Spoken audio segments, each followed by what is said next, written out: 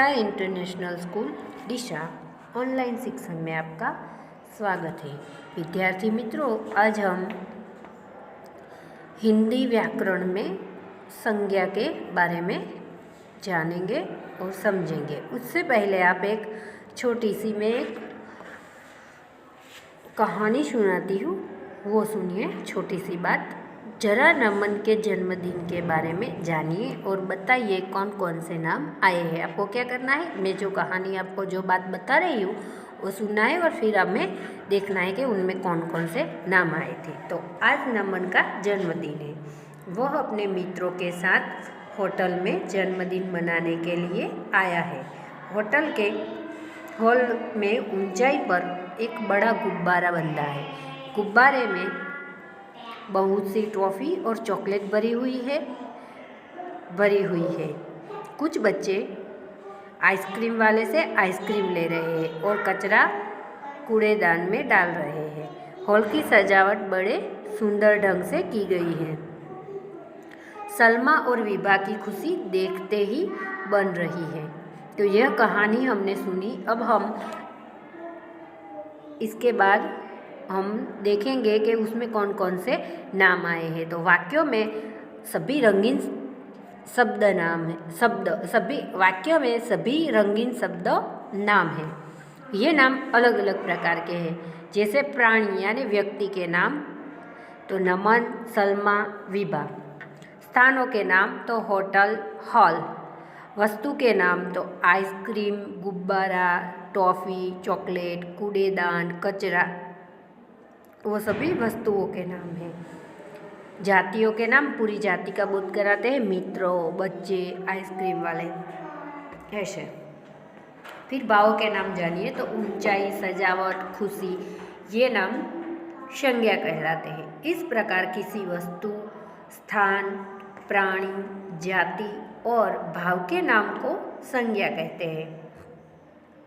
संज्ञा के प्रकार, हिंदी में प्रकार को भेद भी कहते हैं। तो संज्ञा के भेद यानी प्रकार तो व्यक्तिवाचक संज्ञा, जातिवाचक संज्ञा, भाववाचक संज्ञा।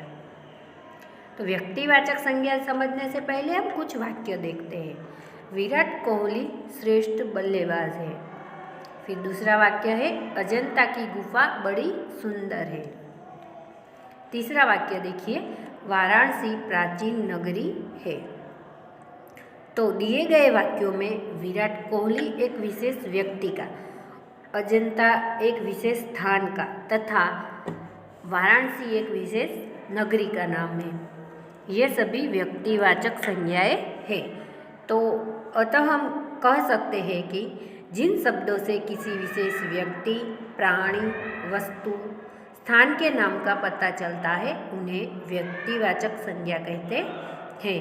व्यक्तिवाचक संज्ञा के कुछ अन्य उदाहरण तो श्री राम, शिवाजी, ईसा मसीह, गुरु गोविंद सिंह, मुंबई, चेन्नई, अमेरिका, भारत, रामायण, हिंदी, संस्कृत, रविवार, जनवरी, होली आदि जो भी शब्द हैं वो व्यक्तिवाचक संज्ञा में आते हैं। अब हम जातिवाचक संज्ञा के बारे में जानेंगे। तो वाक्य देखिए, पक्षी आकाश में उड़ रहे हैं। डॉक्टर रोगी को देख रहे हैं। गीता एक पवित्र ग्रंथ है। दिए गए उदाहरण में पक्षी, डॉक्टर, रोगी और ग्रंथ शब्द सभी प्रकार के पक्षियों, डॉक्टरों, रोगियों और ग्रंथों के लिए प्रयोग किए जा रहे हैं। ये शब्द किसी विशेष प्राणी या वस्तु का ज्ञान न कराकर पूरी जाति का ज्ञान करा रहे हैं। ये सभी जातिवाचक संज्ञा है। अतः हम कह सकते हैं जिन शब्दों से किसी प्राणी, वस्तु या स्थान की पूरी जाति का पता चलता है उन्हें जातिवाचक संज्ञा कहते हैं। जातिवाचक संज्ञा के कुछ अन्य उदाहरण तो लड़की, आदमी, देश, गांव, पर्वत, दिन, महीना आदि।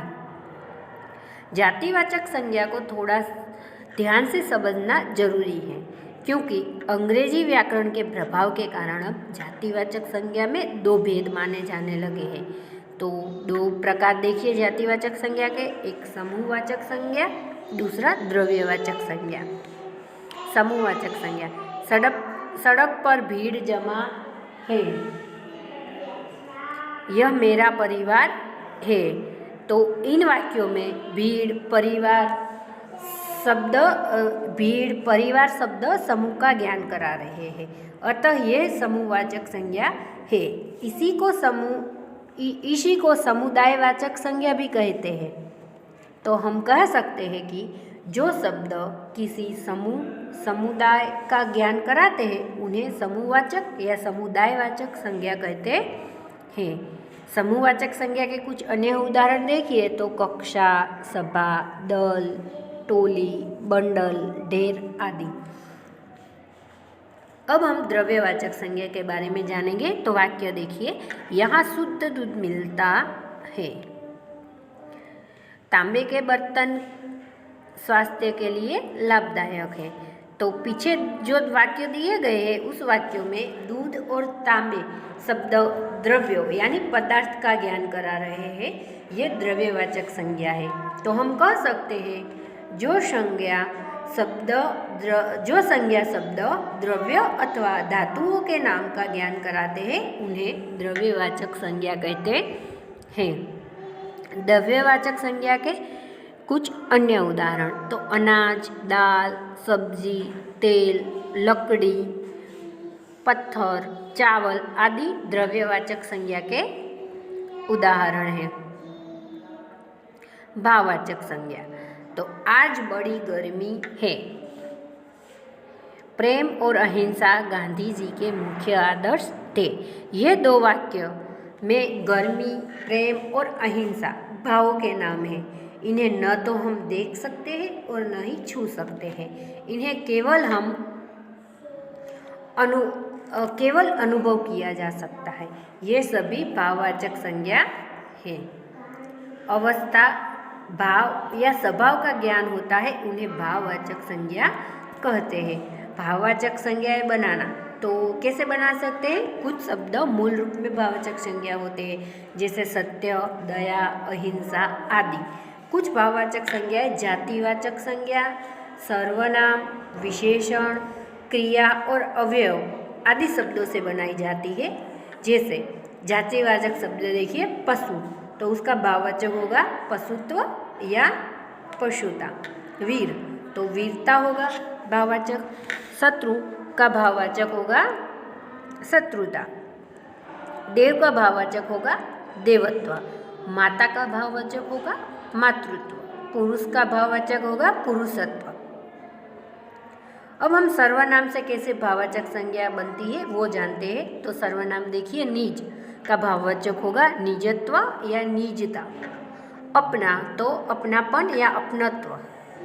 मम, तो ममत्व या ममता। सम का भाववाचक होगा समता। अहम का भाववाचक होगा अहंकारिता। अब हम सर्वनाम से भाववाचक संज्ञा, तो निज का निजत्व, अपना का अपनत्व, मम का ममत्व, सम का समता, अहं का अहंकारिता ऐसे होता है।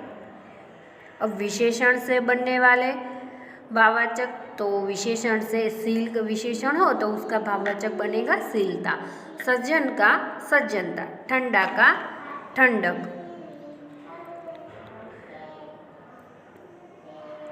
गोल का गोलाई।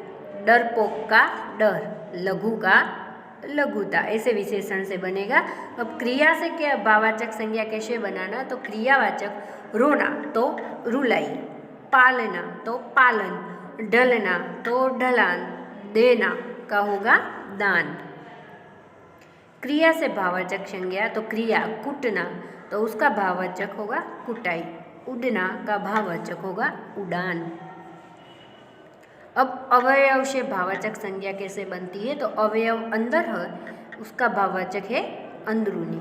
बाहर का बाहरी, ऊपर का ऊपरी, भीतर का भीतरी, ऐसे भाववाचक संज्ञा बनेगी। अब हम संज्ञा के बारे में हमने जो भी जानकारी इकट्ठा हमने समझी है और जाना है, उससे हम कुछ बातें याद रखनी है। तो आपको याद रखना है कि किसी संज्ञा की व्याख्या, तो किसी वस्तु, प्राणी, स्थान या भाव के नाम को संज्ञा कहते हैं।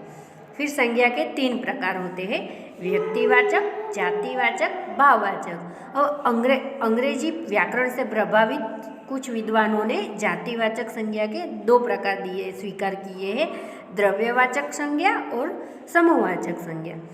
अब हम भाववाचक संज्ञा है, तो भाववाचक संज्ञा है जातिवाचक संज्ञा सर्वनाम, विशेषण, क्रिया और अवयव शब्दों से भी बनाई जाती है।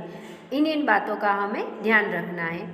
तो विद्यार्थी मित्रों, हमने संज्ञा के बारे में जो भी समझा है आपको फिर से ध्यान रखना है और उसके बारे में पढ़ना है। धन्यवाद विद्यार्थी मित्रों।